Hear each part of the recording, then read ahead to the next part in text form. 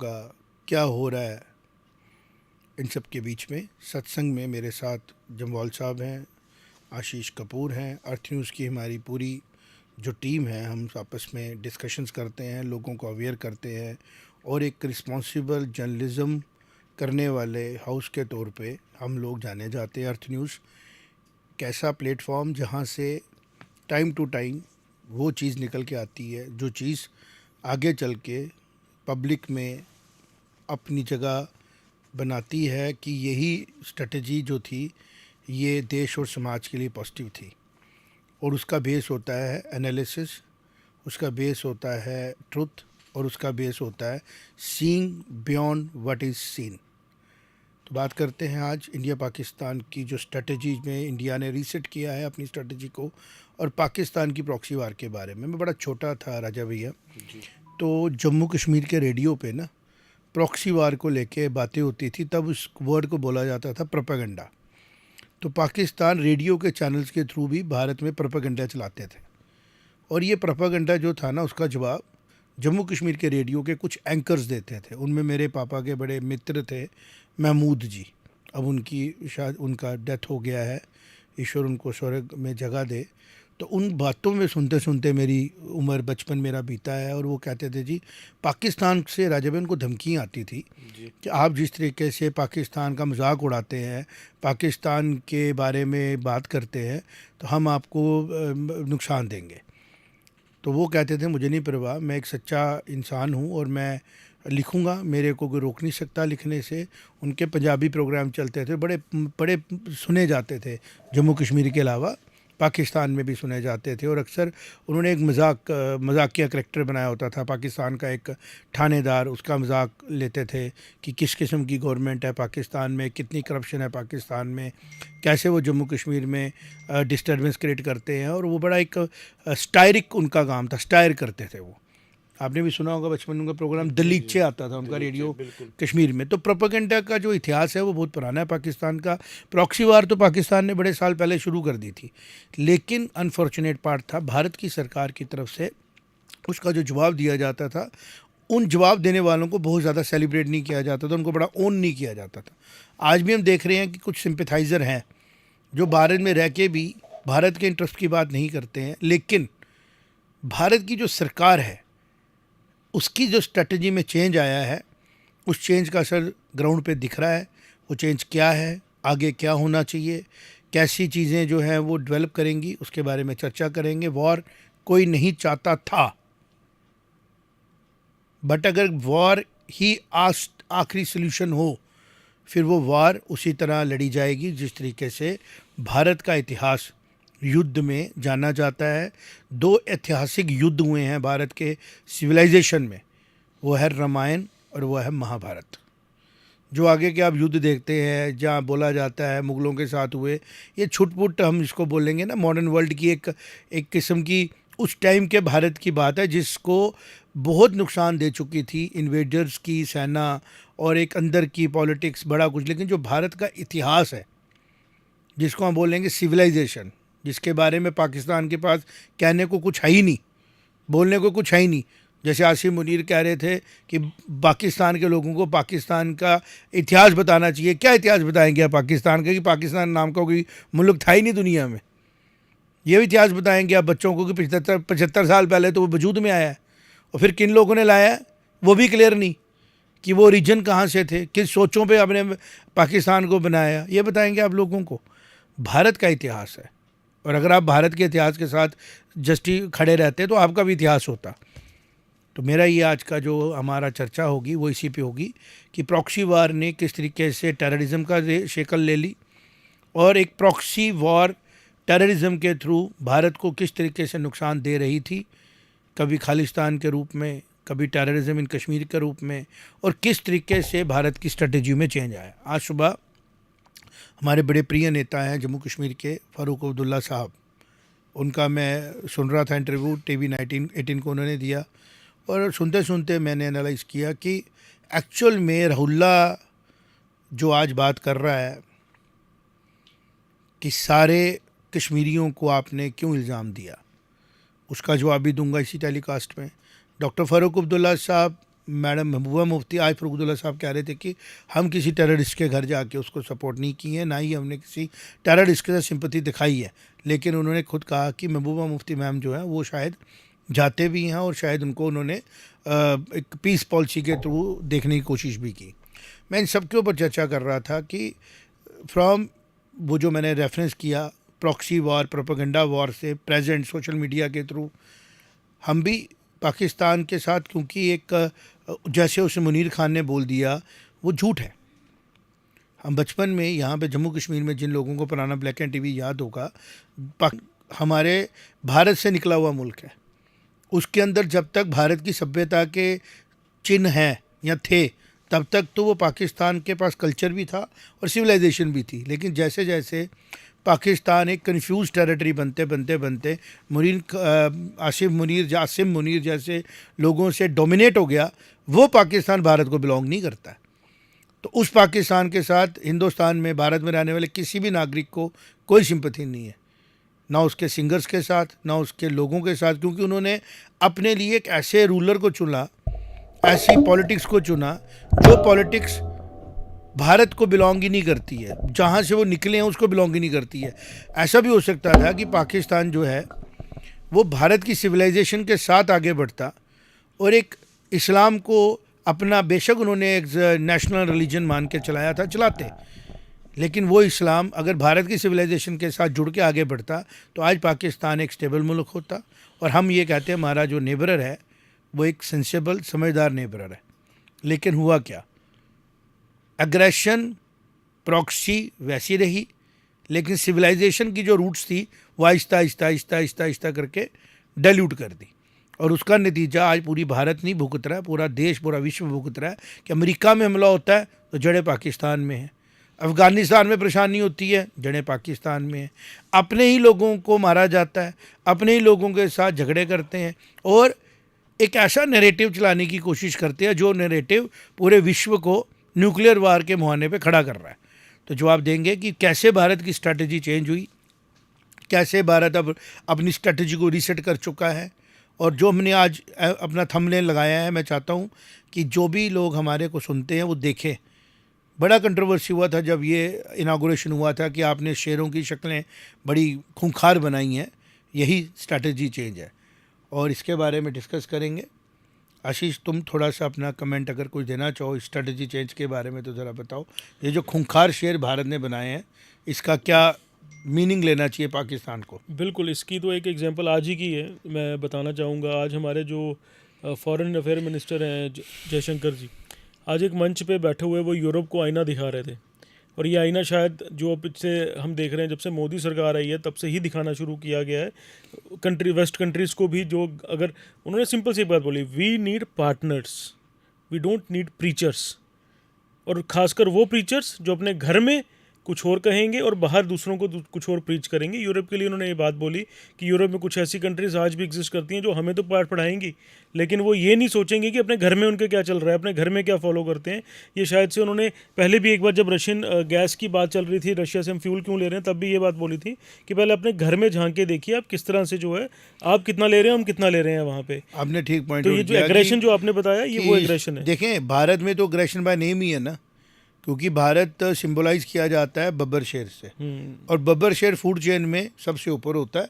सभी जानवरों का शिकार होता है, लाइन का शिकार नहीं होता। बिल्कुल, lion is not food to anybody. Exactly. तो ये बात पाकिस्तान को समझ आनी चाहिए थी कि आप किसको पत्थर मार रहे हो। बिल्कुल, जब जवाब आएगा तो किस किस्म का आएगा। तो राजा भैया, आपका क्या कहना है? जो आपने भी देखा है कुछ दिनों में समाज में, आप देख रहे हैं शोर मचा हुआ है, पाकिस्तान को लॉस हो रहा है, पाकिस्तान की मार्केट में अरबों के पैसा नुकसान हो गया, नमक बंद हो गया। आपको क्या लगता है, फ़र्क पड़ेगा हमारी भारत की जनता को जिस लेवल पे आज भारत पहुंचा है, कि वो सिंपैथी करेगा पाकिस्तान के साथ? जो पाकिस्तान आज हमें दिख रहा है, जो इनोसेंट लोगों को मारने के लिए गन्स भेजता है। पाकिस्तान ने पिछले 70-75 सालों में तरक्की की तरफ उसकी जो वो रही, वो 0% रही, मैं ये कहूँगा। उसके यूट्यूब चैनल, सोशल मीडिया पे उन्हीं के लोग उनको कोस रहे हैं। एक दो सोशल एक्टिविटीज़ हैं उनके, वो तो ओपनली कह रहे हैं कि अगर इंडिया में वीज़ा दे दे तो हम यहाँ आ जाएं।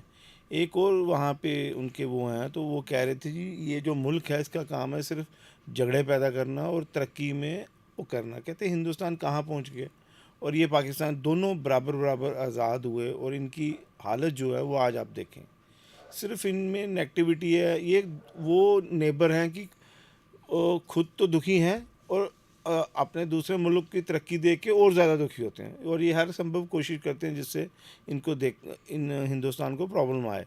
लेकिन ये भूल गए हैं कि अब ये मोदी राज है।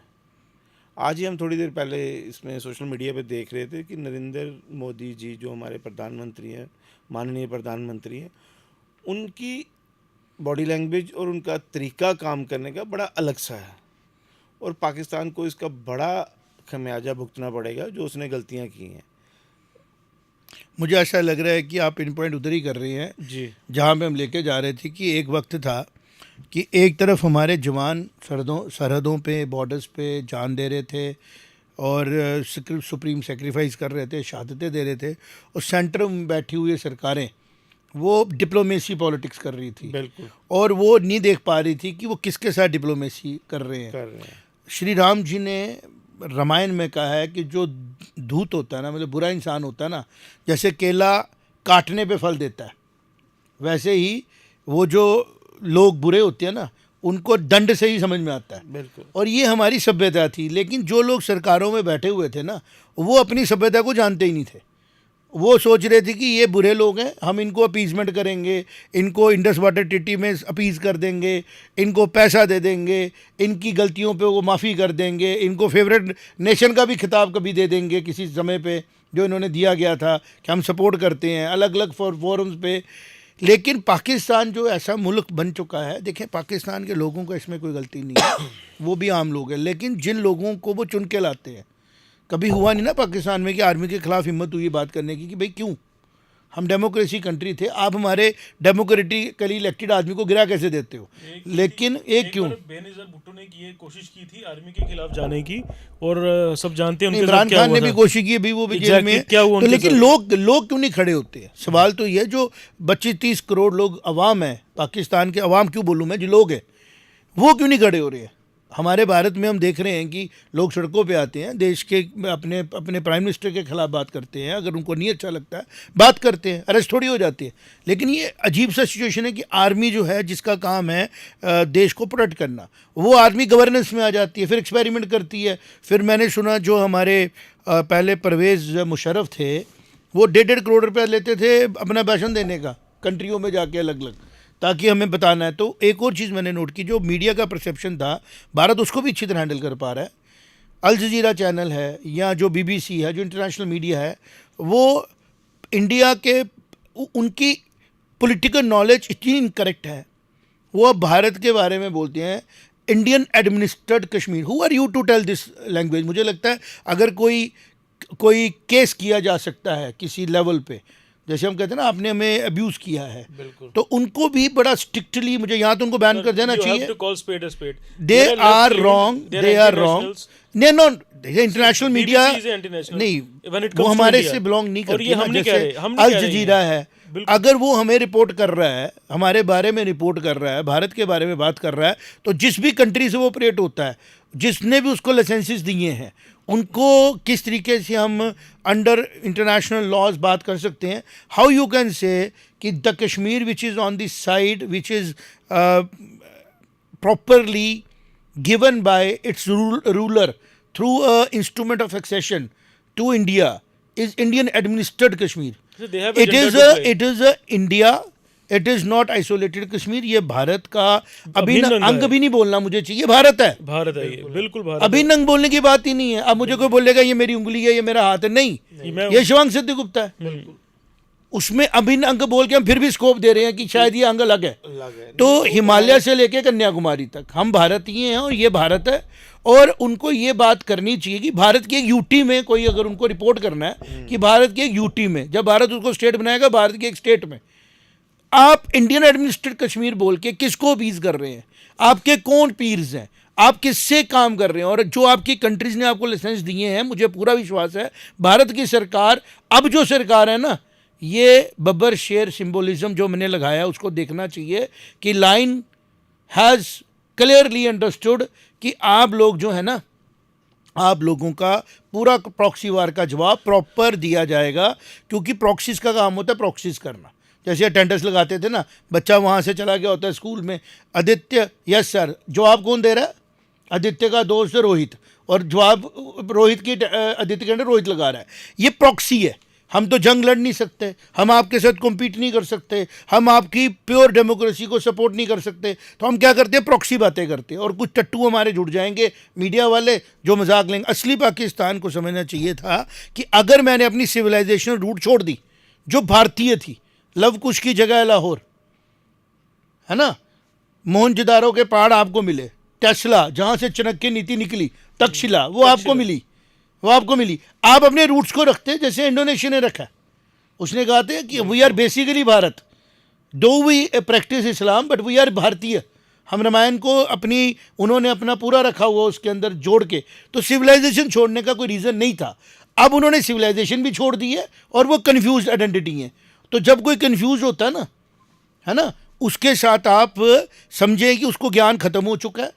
और भारत की स्ट्रेटजी जो थी, जो पहले की सरकारों ने चलाई, मुझे कोई गलत नहीं है सिवाय 1971 के, और कांग्रेस की सरकार जब हमारे स्टार्टिंग में हम ये बोलेंगे शास्त्री जी प्राइम मिनिस्टर थे, और जिन प्रेशरों में उनको उस टाइम ताशकंद समझौता करना पड़ा, कुछ पॉइंट्स के अलावा हर जगह हम लोगों ने लॉस उठाया।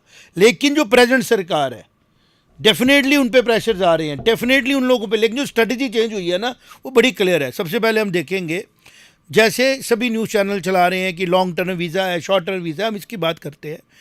भारत में एक ऐसे देश के नागरिक, जो देश की ISI का एग्जिस्टेंस ही एक ही पॉइंट पे है कि to keep India and Bharat engaged and disturbed, बिल्कुल, उधर के नागरिकों को इतनी लिबर्टी के साथ कैसे आपने खुला छोड़ दिया था भारत में? उनमें से कितने लोग इस्तेमाल किए गए होंगे, कितने लोग हो रहे होंगे, और जो उनके साथ रिश्ते बना रहे थे, आप कैसे कह सकते हैं उनकी नेशनलिटी के साथ, उनकी सोच के साथ वो अलाइन नहीं करेंगे? और वो लोग अगर डिफेंस सर्विसेज में काम कर रहे हैं, उनकी डिसमिस तो बनती है। लेकिन अनफॉर्चुनेट पार्ट ये दिख रहे हैं हम लोग को, मीडिया में बताया जा रहा है कि वो एक, भाई it is not a normal country. Pakistan is not a normal situation. Pakistan के द्वारा स्पॉन्सर टेररिज्म ने हमारे पंजाब में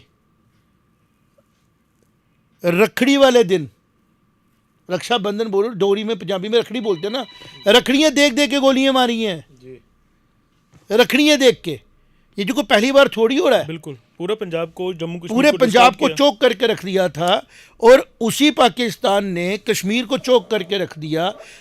आज भारत की जो स्ट्रेटजी चेंज हुई है कश्मीर को लेके, उसका नतीजा ये है कि चीज़ें बाहर आ रही हैं। डॉक्टर फ़ारूक अब्दुल्ला कह रहे हैं कि जो भी भारत का स्टैंड होगा हम उसके साथ खड़े हैं। हम बिल्कुल नहीं कहेंगे कि पाकिस्तान के साथ बात करो। जो हम सोचते थे वो सिचुएशन कुछ और थी, मैंने उसको एनालाइज किया। जैसे मैंने पॉडकास्ट में पहले कहा कि मैं बात करूंगा, तो बात ये करूंगा, ये सच है कि जो कश्मीर के अंदर प्रॉक्सी वार चलाई पाकिस्तान ने, उसने रिलीजियसली सिमिलैरिटी दिखा के कि पाकिस्तान चूँकि इस्लाम को फॉलो करता है, कश्मीर में जो मुस्लिम हैं वो भी इस्लाम को फॉलो करते हैं, मैं यहाँ से कुछ लोगों को वहाँ पे स्पॉन्सर करता हूँ, वहाँ पे उधर उनको बताता हूँ कि असली इस्लाम क्या है, असली इस्लाम कैसे प्रैक्टिस किया जाता है। तो हमने वहाँ देखा कश्मीर में, जो मेरे मित्र थे, हम लोग मखदूम साहब जाते थे, चरारे शरीफ जाते थे, वहाँ पे दरगाहों पे जाके नमस्ते करते थे और अपनी जो भी हमारी श्रद्धा है हम वहाँ करते थे। पिछले कुछ सालों पहले मैं गया, मैंने कहा यार चलो मेरे साथ, I want to go to Makhdoom Sahab. कहते जी मखदूम साहब जाना इस्लाम में अलाउड नहीं है। मैंने कहा यार ठीक है, नहीं, कुछ लोग गए कुछ नहीं गए, मैं जी समझ नहीं आई। ये सारी पाकिस्तान की जो प्रॉक्सी वार का नतीजा है कि कन्फ्यूजन इन कन्फ्यूजन। तो रिलीजियसली किसके साथ अलाइंड होना था, क्या करना था, उनमें से चंद कश्मीरियों के उन्होंने प्रॉक्सी कर दिया करेट। वो प्रॉक्सी पाकिस्तानीज मानो, और वो इतने बड़े करेट हो गए कि लेटर से 1000 में से वो 50 हो गए, वो 50 दिखे। और गवर्नमेंट के जो हमारे पॉलिटिकली इलेक्टेड लोग थे वो ओपनली नहीं बोल पा रहे थे, हम उनको अपीज़ कर रहे हैं, उनको अपीज़ कर रहे हैं। आज भी हम ये नहीं कह सकते हैं कि जो पाकिस्तान ने एजेंडा चलाया है यहाँ पे पूरे कश्मीर में, जम्मू कश्मीर में, वो उसने पूरे इंडिया में नहीं फैलाया। वो शुरू जम्मू कश्मीर से हुआ, आहिस्ता आहिस्ता कमज़ोर सरकारों की नीतियों की वजह से वो एजेंडा फैलते फैलते पूरे भारत में फैल गया। और वो क्यों फैला, उसका बेस था कि जैसे कोई भी हम लोगों दो दो लोग गोरे हों, हम दोनों गोरे एक जैसे हैं, अच्छा मैं भी पंजाब का, तू भी पंजाब का, अच्छा इसी तरह उन्होंने कहा आप भी मुस्लिम हैं हम भी मुस्लिम हैं, तो उसको यूज़ करके आहिस्ता आहिस्ता ब्रेन वॉश करके आहिस्ता आहिस्ता एक पूरी पॉपुलेशन को गर्व करवाया कि अगर आप पाकिस्तान के प्रो होते हो शायद आप अपने रिलीजन के प्रो हो। जबकि जो वाइज लोग थे, समझदार लोग थे, उन्होंने इसको खंडन किया, लेकिन जो अनवाइज लोग हैं, जिन लोगों में इतनी क्षमता नहीं है समझने की, वो तो प्रॉक्सी वार का शिकार हुए। और उसको डील करने के लिए अगर भारत अपनी स्ट्रेटजी नहीं बदले तो भीड़ को हैंडल करने के लिए आपको पहले काउंसलिंग करनी है, समझाना है, और नहीं समझ रही है भीड़ तो लाठी चार्ज होगा, नहीं तो शूट एट साइट होगा। आप उस भीड़ को वैसे नहीं हैंडल कर सकते। आप अक्सर मूवीज़ में देखते हैं ज़ॉम्बीज़ होते हैं, बिल्कुल एक से थॉट से दूसरे, ऐसे ही जिनका ब्रेन वॉश हो चुका है ना, वो जॉम्बीज़ की तरह पे एक दूसरे को ब्रेन वॉश करते हैं। तो भारत की स्ट्रेटजी जो चेंज हुई है यही रहनी चाहिए, वो ये स्ट्रेटजी है जो हमें समझ में आ रहा है। और नेताओं ने जो कहा उनकी राहुल्ला की आज मजबूरी होगी ये कहना, किसी टाइम हमारे मेन स्ट्रीम नेताओं की मजबूरी होगी, लेकिन आज भारत सरकार उनको क्वेश्चन दे रही है कि आप दो लोगों को अलग करो, कश्मीरी या भारत का कोई भी इंसान अगर वो दो हिस्सों में है, एक क्राइम करता है, एक क्राइम करता है विद द प्राइड कि जो मैं कर रहा हूँ शायद वो मैं ठीक कर रहा हूँ, वो मुझे सूट करता है क्योंकि वो मेरी सोचों के साथ जुड़ा हुआ है, क्योंकि मैं भी बाय बर्थ मुस्लिम हूँ और पाकिस्तान के जो रूलर्स हैं वो भी मुस्लिम हैं, शायद वो मेरे सिंपथाइजर होंगे। जो इन लोगों को एड्रेस करता है कि इसका वोट मुझे चाहिए, वो नेता भारत को अब नहीं चाहिए।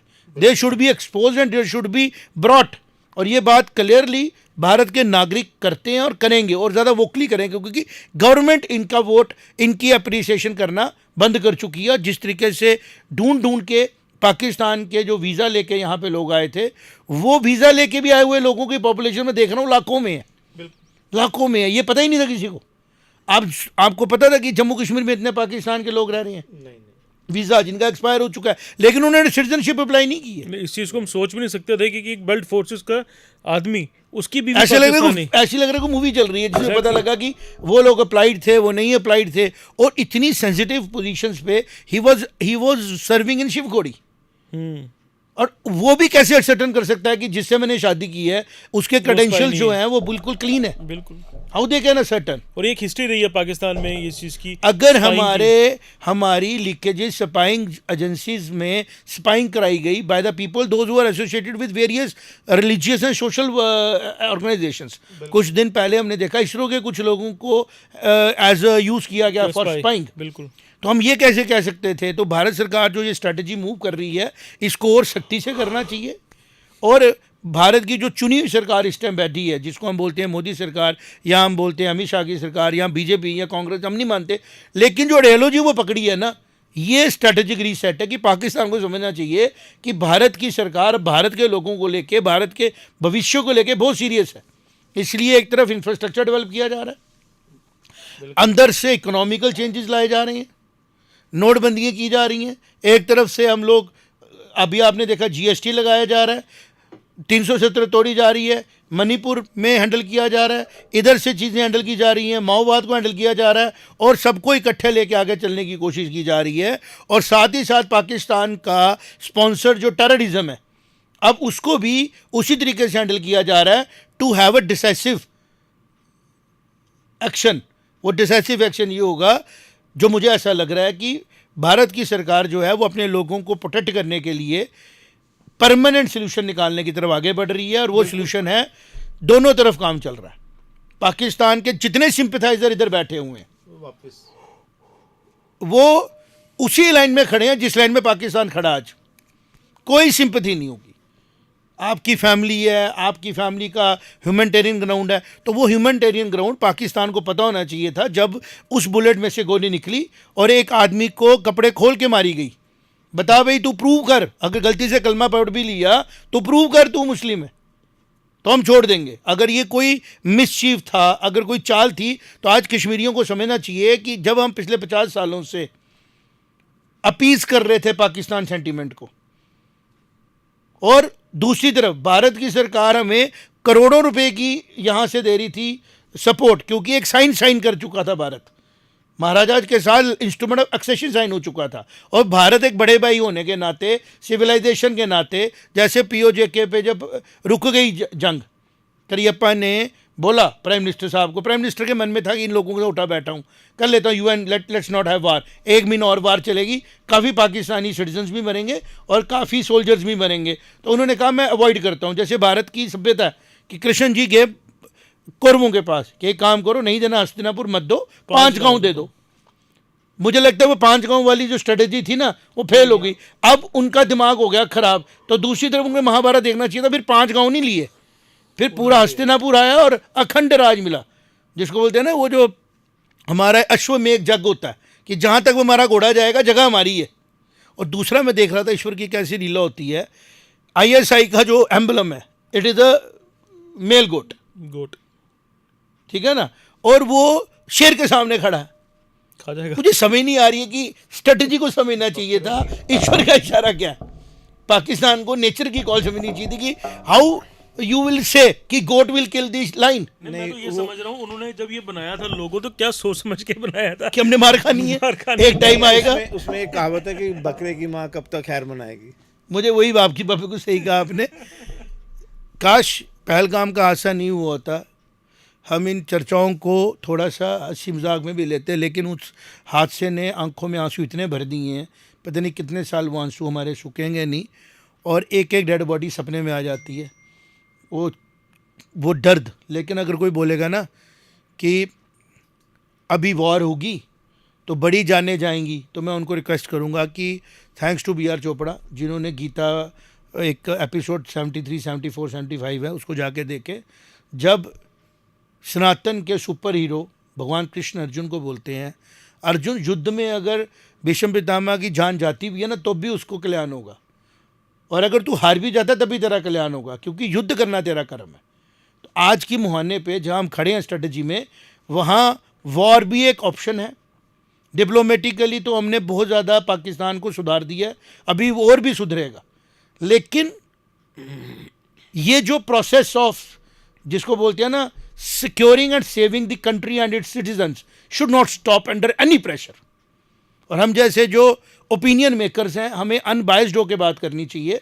तो आज मैंने 2-3 चीज़ें नोट की थी। रहुल्ला जी का बयान आया था डॉक्टर फ़ारूक अब्दुल्ला का कि ये जो कश्मीर के लीडर थे ना, ये पैटी पॉलिटिक्स के लिए उन लोगों को सपोर्ट कर रहे थे जो पाकिस्तान के सिंपैथाइजर थे, और कश्मीर के वो बच्चे इसलिए सिंपैथाइजर नहीं हुए थे पाकिस्तान के कि उनका मन था, वो प्रॉक्सी वॉर के थ्रू हुए थे, वो प्रोपेगेंडा किया गया था, और उस प्रोपेगेंडे को रोकने की कोशिश सेंटर की बैठी सरकारों ने नहीं की। उसका खमियाजा आज हमें भुगतना पड़ रहा है और पूरे भारत को भुगतना पड़ा, और आज भी अभी लेट नहीं हुए। चैनल बैन नहीं करने चाहिए, उनके ऊपर प्रोसिक्यूशन भी स्टार्ट करनी चाहिए अगर वो गलत तरीके से बिहेव करते हैं, और जहाँ जहाँ से वो चैनल चल रहे हैं वहाँ वहाँ पे उनके फंड्स देने वालों को। अभी मैं देख रहा था कोई हार्वर्ड के थ्रू भी कुछ डिबेट चलती हैं, कुछ हमारे यहाँ के अपने पत्रकार हैं जम्मू कश्मीर में पैदा हुए, वो यहाँ से गए हुए हैं जस्ट बिकॉज कि हमें वहाँ पे शायद सपोर्ट मिल रही है, हम ज़रा सिंपैथेटिक बातें करें। तो उनको पूछता हूँ, जब बिन लादेन ने ट्विन टावर तोड़ने के बाद पाकिस्तान में हमला हुआ, आपने उसके ऊपर कभी कमेंट नहीं किया? You never commented on it, you never understood कश्मीरियों के साथ क्या गलत हुआ था। गलत हुआ था हमेशा से हमारी भारतीय सेना के साथ कि हमने 90,000 फौजी सरेंडर कराए। कितनी कैजुअलिटी हुई होगी 71 की वॉर में, 65 की वॉर में, जब हमने जीते हुए हिस्से पाकिस्तान को वापस दे दिए। तो उनके कैजुअलिटी का कोई मोल नहीं है आपकी नज़र में। और कश्मीर ने अगर गलती खाई है तो उसने उस प्रोपेगेंडे का शिकार होकर गलती खाई है। जैसे सबने बोला मास्क लगाओ, जिन्होंने नहीं लगाया कोरोना हुआ, बीमार हुए। इसी तरह कश्मीरियों को यह पता होना चाहिए था हमारा सेवियर कौन था 1947 में। शेख अब्दुल्ला साहब ने कितना वोकली कहा कि हमारा सेवियर भारत है, हम भारतीय हैं, पाकिस्तान की नज़र हमारे जंगलों पे है। लेकिन जैसे वो दुनिया से जाते हैं उनके पीछे पूरी कैसी चेंज हो जाती है। पाकिस्तान के सिंपैथाइजर प्रॉक्सी वॉर के दौरान, प्रोपेगेंडे के दौरान इकट्ठे किए जाते हैं, और खाली जम्मू कश्मीर में नहीं, अब देश के कोने कोने में इकट्ठे किए गए। कभी फिल्मों से इंस्पायर कराए गए, कभी यहाँ पे वो मूवी नहीं देखी हमने सरफरोश, उसमें जो सिंगर आता है बेसिकली वो एक टेररिस्ट होता है, और अल्टीमेटली वो नुसरत शाह की जो पिक्चर, हमें क्या पता कौन कौन सिंपैथाइजर यहाँ स्पॉन्सर्ड है। एक ऐसी बेकार मूवी सुपरहिट हो जाती है जिसका सिर पैर कोई नहीं होता, 500 करोड़ का बिजनेस, और कई पैट्रियोटिक मूवीज ओपन ही नहीं होती हैं। तो ये सारी चीज़ें जो है भारत सरकार जो है स्ट्रेटजी चेंज करके देख रही है, और जो नई रीसेट हो गई स्ट्रेटजी आई है ना, ये आई है भारतीय स्ट्रेटजी। जो भारत की स्ट्रेटजी श्री राम जी ने फॉलो की, जो भारत की स्ट्रैटेजी अर्जुन ने फॉलो की, जो स्ट्रैटेजी चंद्रगुप्त मौर्य ने फॉलो की, और जो स्ट्रैटेजी हम मोदी जी फॉलो कर रहे हैं, ये सब अलाइंड है कि हम लोग अपने दुश्मनों को ना प्यार करते हैं ना नफरत, उनके गुनाहों का दंड देते हैं। तो जो गुनाह पाकिस्तान कर चुका है उसका दंड जो है खाली फौजी एक्शन से नहीं होगा, उसका दंड ऐसा होगा कि पाकिस्तान का हर नागरिक अगर अपने आप को सुधार देता है और अपने हुक्मरानों को घुटनों पे लाके अपनी सभ्यता की तरफ चल पड़ता है ना, क्योंकि एंड में बोला गया रावण मुंह में तिनका दबा के मेरी शरण में आ जा, मैं आज भी माफ़ कर दूंगा, क्योंकि उधर रहने वाले लोगों का कसूर नहीं है, उन गरीब लोगों का कसूर नहीं है, जो आज महंगाई की मार खाएंगे उनका कसूर नहीं है। और भारत ने उन लोगों के बुज़ुर्गों को बचाने के लिए 47 से लेके पैसे दिए, लेकिन आज जो पॉलिसी रीसेट करनी पड़ी वो जुड़ी थी। वीज़ा कैंसिल हो रहे हैं, होने चाहिए, किसी के भी होने चाहिए, देश से ऊपर कुछ नहीं, बिल्कुल इंसानियत ऊपर कुछ नहीं। लेकिन इंसानियत तभी बचेगी ना जब हमारा देश बचेगा, सिविलाइजेशन बचेगी। आज वो कोर्ट्स ने स्टे दिया, कोर्ट्स के पास पैरामीटर है, कोर्ट्स कर सकते हैं अपने लॉज के अंडर सब कुछ, लेकिन मुझे पूरा विश्वास है कि जितने भी लोगों को वीज़ा दिया गया है उनकी प्रॉपर स्क्रूटनी प्रॉपर चैनल से कराई जाएगी, और जो क्लीन होंगे अंडर लॉ उनको मौका मिलेगा भारत में कंटिन्यू करने का, और जो अनक्लीन होंगे उनका कोई लिहाज नहीं किया जाएगा। तो बेशक उनको मौका मिला है, फिर भी उनकी एक्टिविटीज़ पे ध्यान रखने की ज़रूरत है, क्योंकि भारत जो है वो पूरे वर्ल्ड के लिए एक ऐसी जगह है जहाँ से नया सूरज निकलना है और अंधेरा छटना है, और भारत ने इंसानियत की तरफ वर्ल्ड को लेके जाना है। लेकिन उसके पहले जो भारत को आज एक जिसको हम बोलते हैं ना सिचुएशन मिली है, उस सिचुएशन में भारत को मौका है अपनी रियलिटी पूरी दुनिया को सिखाने का कि हमें आपकी ज़रूरत उतनी नहीं है जितनी आपको हमारी सिविलाइजेशन की ज़रूरत है। बिल्कुल। आपकी जंगें कई कई सालों में ख़त्म नहीं हुई, और हम जब लड़ते हैं निर्णायक जंग होती है, तो वो निर्णायक जंग है जो पाकिस्तान के साथ इस टाइम लड़ी जा रही है। वो रीसेट मॉडल हो चुका है, स्ट्रैटेजी चेंज हो चुकी है, अंदर के सारे पोल्यूशन को क्लीन किया जाएगा, मीडिया से लेके मूवीज़ तक, मूवीज़ से लेके इंडस्ट्री तक। मुझे याद आता है जब टाटा ने टेंडर कॉल किया आफ्टर जब 26/11 का हादसा हुआ, जी कर तो उसमें पाकिस्तान के कुछ कंट्रैक्टर्स ने अप्लाई किया, और वो कहते हैं कि भारत की सरकार में बैठे किसी मंत्री ने रिकमेंड किया कि आप इनको भी मौका दें, ये कंट्रैक्टर हैं। तो टाटा ने बोला था आप कर सकते हैं, मैं नहीं कर सकता।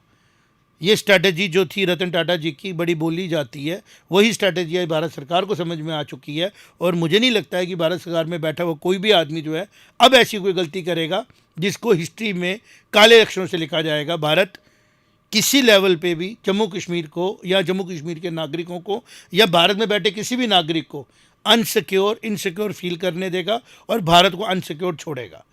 आपसे आज सत्संग में हमने चर्चा की, बड़ी बात है, क्योंकि स्ट्रैटेजी बदलने के बाद कई लोग बड़ी बातें करेंगे, सिंपथाइज़र आएंगे। भारत की जनता को समझना है कि भारत का भला, भारतीयों का भला भारत की सिविलाइजेशन में है, और वो सिविलाइजेशन है वासुदेव कुटुंबकम, सब लोग हमारे अपने हैं, सब हमारे साथ हैं। लेकिन अगर अब सगा भाई भी गलत